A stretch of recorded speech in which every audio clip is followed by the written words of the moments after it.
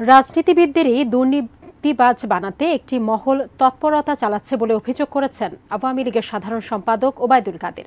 শনিবার রাজধানীর ঐতিহাসিক সোহরাওয়ার্দী উদ্যানে আওয়ামী লীগের ৭৫তম প্রতিষ্ঠা বার্ষিকীর সমাবেশ স্থল পরিদর্শন শেষে তিনি এসব কথা বলেন।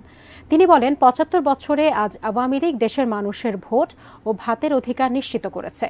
আওয়ামী লীগের হাত ধরে এসেছে বাঙালির সর্বশ্রেষ্ঠ দুটি অর্জন, স্বাধীনতা ও উন্নয়ন।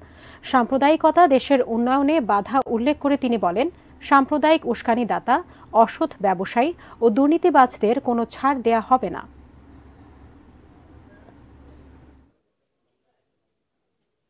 বঙ্গবন্ধু মুজিবের নেতৃত্বে আমাদের সর্বশ্রেষ্ঠ অর্জন স্বাধীনতা, আর বঙ্গবন্ধু কন্যা শেখ হাসিনা হাতে আমাদের সর্বশ্রেষ্ঠ উন্নয়ন, নির্বাচনী ইশতেহারের বাস্তবায়ন, আজকে দ্রব্যমূল্য নিয়ন্ত্রণে আনা, ইনফ্লেশন নিয়ন্ত্রণে আনা, এই বিষয়গুলো জনস্বার্থে খুব জরুরি এবং আমাদের কমিটমেন্ট।